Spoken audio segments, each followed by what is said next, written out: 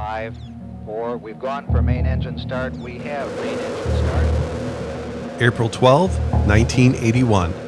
NASA launches its inaugural space shuttle mission. America's first space shuttle. The goal of the space shuttle program was to establish a fleet of partially reusable orbital spacecraft. 6 orbiters were built and flown during the program's 34-year operational lifespan. November 15, 1988. The Soviet Union launches the first and only orbital mission of their VKK Space Orbiter program, commonly known as the Buran program. The Buran program was a direct Soviet response to a perceived military threat by the US Space Shuttle program. But despite visual similarities and the KGB's ability to acquire unclassified NASA documentation, there were key engineering improvements.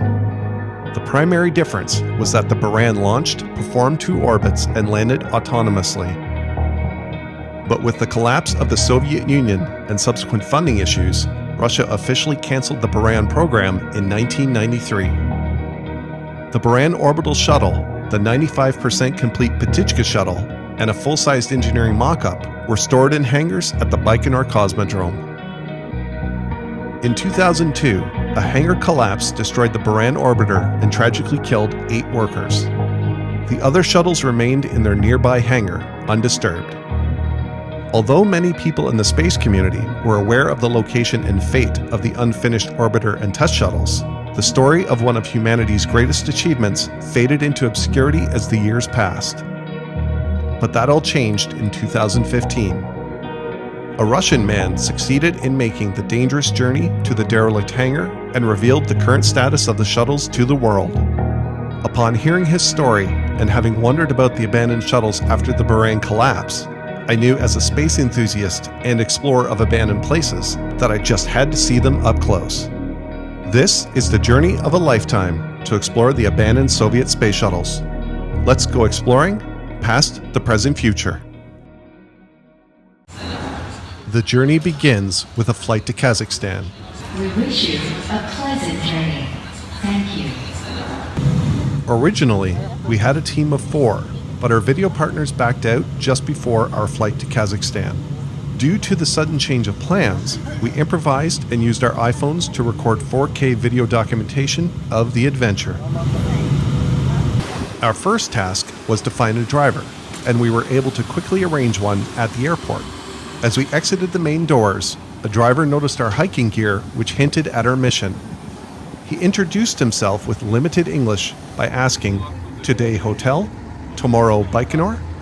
Clearly, he had done this before and was immensely helpful during our adventure. Aral Sea,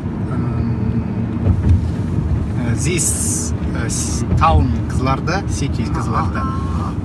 From Aral Sea, 500 kilometers. Rivers from the Aral Sea, 500 kilometers. 500 kilometers.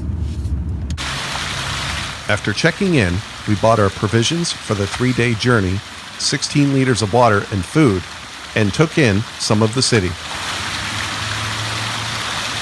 But the colorful lights were not enough to distract us from a new concern.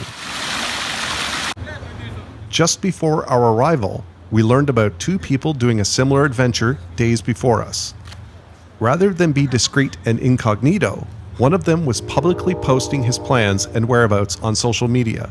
And unsurprisingly, one of them was apprehended by Russian military patrols near the space shuttle hangar. Their situation impacted our adventure, convincing us to be extra cautious. Walking back to our hotel after a water and grocery run, more focused on the water.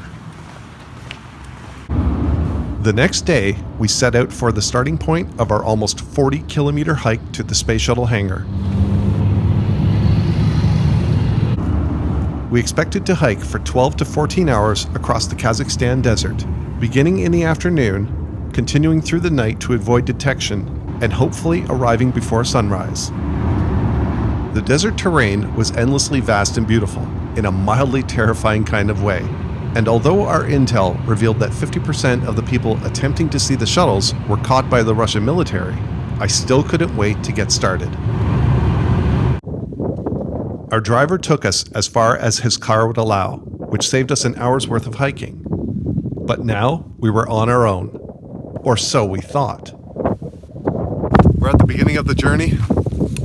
We were just dropped off by the taxi, and now we have a 38-kilometer walk, give or take a meter or two, all the way to the shuttles and the energy building. So hopefully we can pull it off. It's about 3 o'clock in the afternoon on Friday, and we're about to start. Let's go.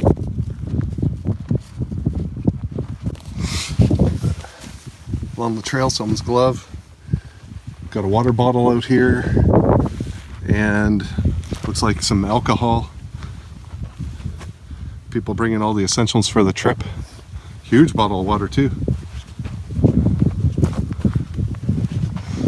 And we've also seen some footprints out here, which we're suspecting is an explorer who came through here not too long ago, like in a matter of hours ago. We just encountered a man on horseback riding up this trail.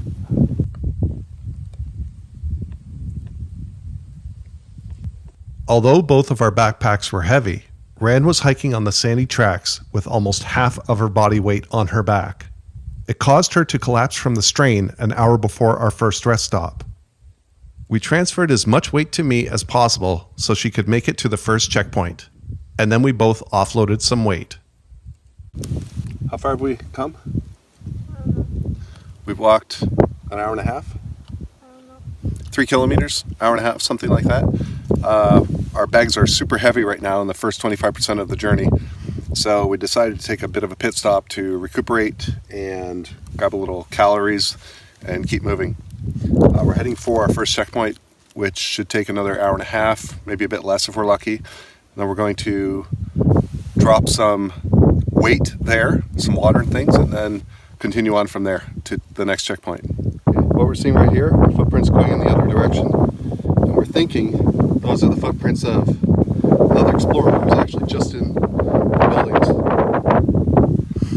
We'll see if they continue.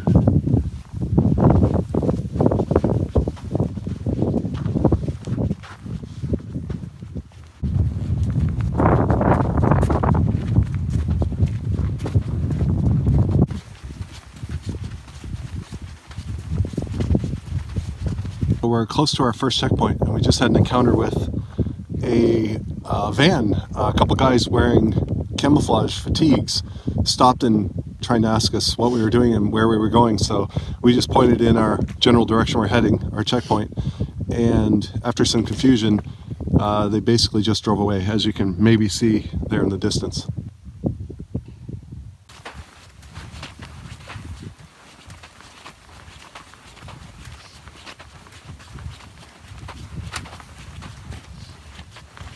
We have a bit of a situation here. We came up to our first checkpoint site, which was a former launch facility, I guess. And there are actually workers here working. We haven't heard any story about this yet, but it looks like they're dismantling the entire launch site. So we're trying to figure out what's going on. We were gonna camp out here for about 15 minutes and then move on, maybe leave some water and things behind, but if we leave water behind and there's no buildings, it kind of defeats the purpose. So we're just going to sit here for a bit, see what happens, see if anyone comes up to us, and then adjust our plans accordingly. Crazy. Okay, we just had a very weird experience here. We're at our first checkpoint, which was a former launching site. And there's all kinds of activity, vehicles working and stuff. A car just came down this road and drove past us. A Jeep, dust trail coming behind it. So much activity here, we weren't expecting anything. So who knows what's coming next. Beautiful sunset though.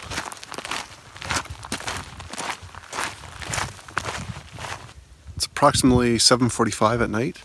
We just watched the International Space Station go overhead as we're walking towards the space shuttle. So that's kind of an awesome thing to experience.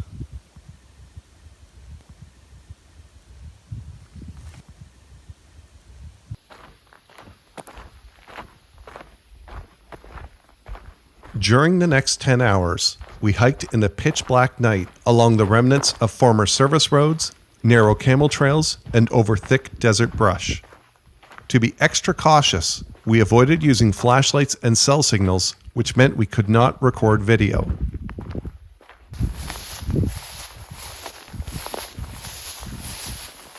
We had heard rumors about searchlights, patrol helicopters, and even deadly snakes hiding in the brush, but fortunately, we did not encounter any of them. The one moment of pause was when a car passed us on an active Cosmodrome service highway, but we were able to hide unseen in the brush.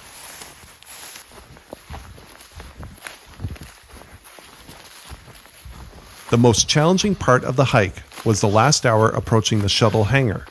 We encountered deep trenches, dangerous metal debris, collapsing buildings, and fences leading up to the imposing hangar. But we were able to get inside unscathed. The sight of the front shuttle appearing in the darkness is a moment we'll never forget. I took a quick photo, and then we slowly climbed to a section of the hangar to set up our temporary hideaway.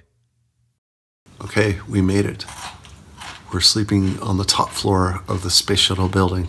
It's quite windy and quite cold outside, so we're using thermal blankets and double sleeping bags and crunchy food and all kinds of good stuff to keep us comfortable for a few hours. It's 6 a.m. The hike lasted approximately 15 hours, 14 and a half hours. The last section of it was kind of murderous. The terrain was crazy, and there's a lot of surprises that we weren't expecting based on what we've heard about. So I guess there will be more to report as the next day progresses. It's 3 in the afternoon. We're up here in our little hideaway. It's not much light up here, so I'm using the red light to show where we are. We're getting ready to go photograph the shuttles.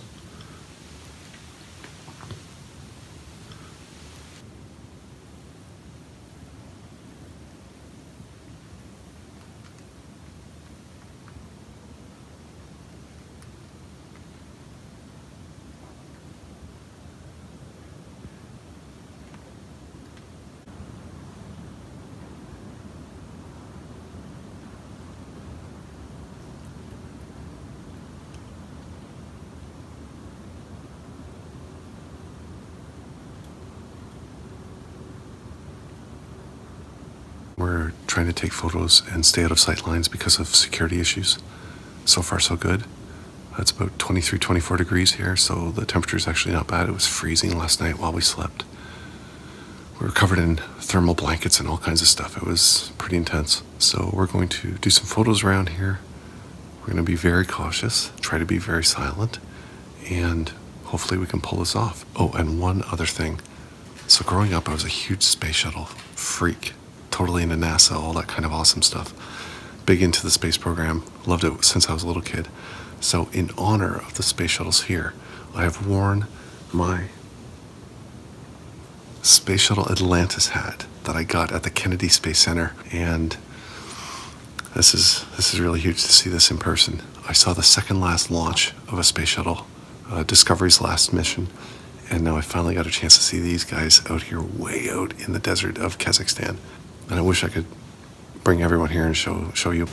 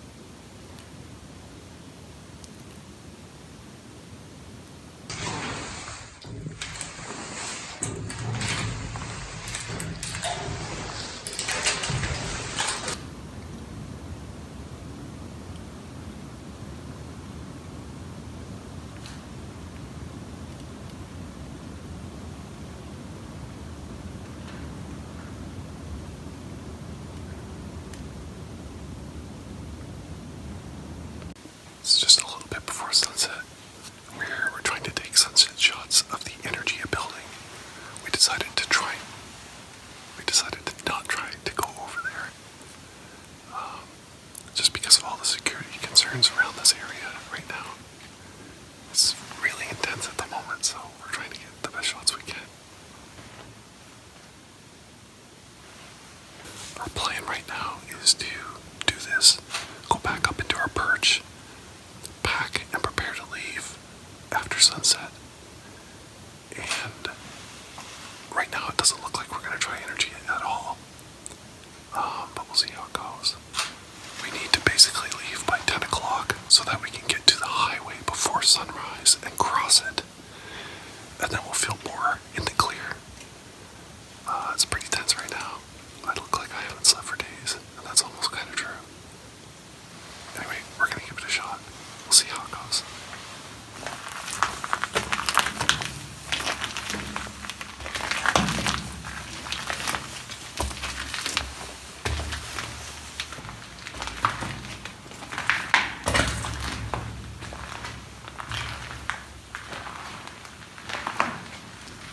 We left the hangar at 10:30 p.m. and managed to escape undetected. Our hike lasted through the night, and we did not stop until sunrise. With the stress of being caught rapidly fading, we let off a little steam and prepared for the increasingly hot last leg of the hike.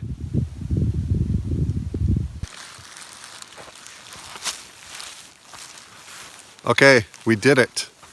We successfully got into the space shuttle building, explored it, and got out.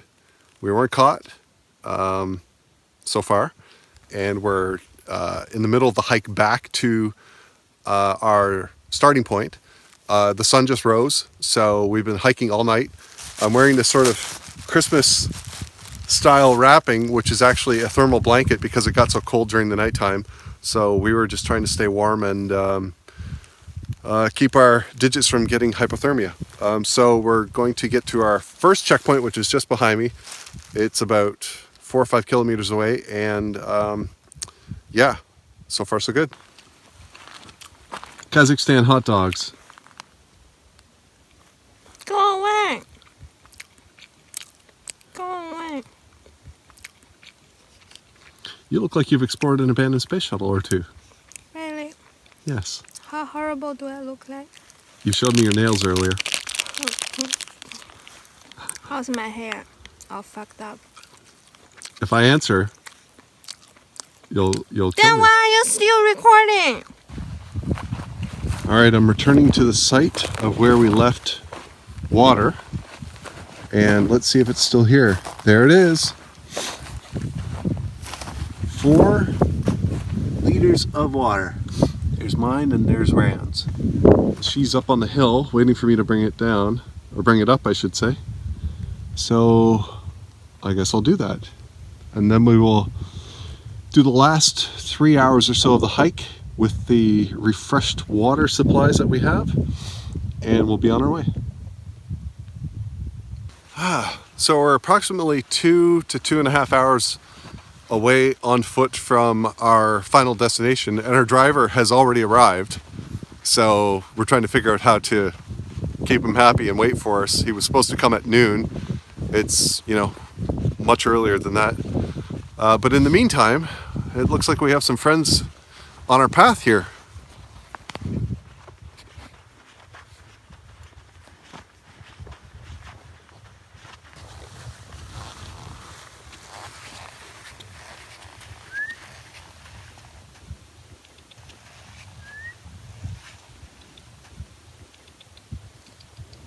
We're in the home stretch, approximately an hour left in the 80-kilometer hike.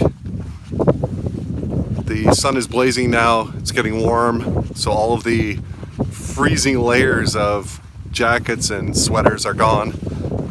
And we're moving slow, but we're getting there. And I think we're going to be able to pull this off.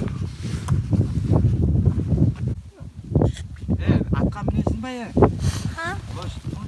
Oh, oh, oh, oh.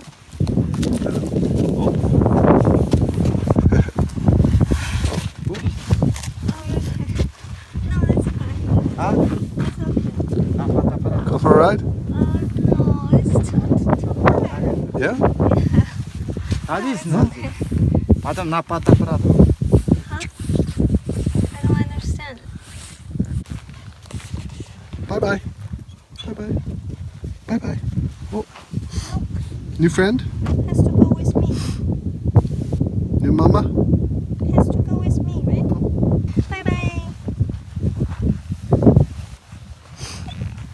Oh, tough decision. Oh, tough decision. Oh, wants to go with new mama. Oh, wants to go with me. Oh, I smell so nice, but you're not.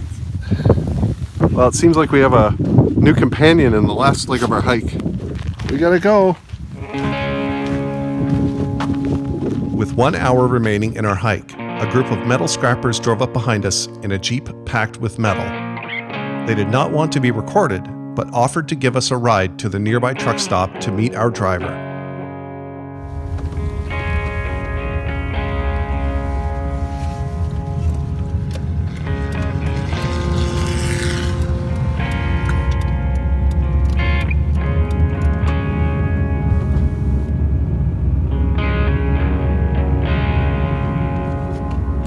We departed the next day for our return flight to Beijing. Our journey had ended, but of course, the story of the space shuttles continued.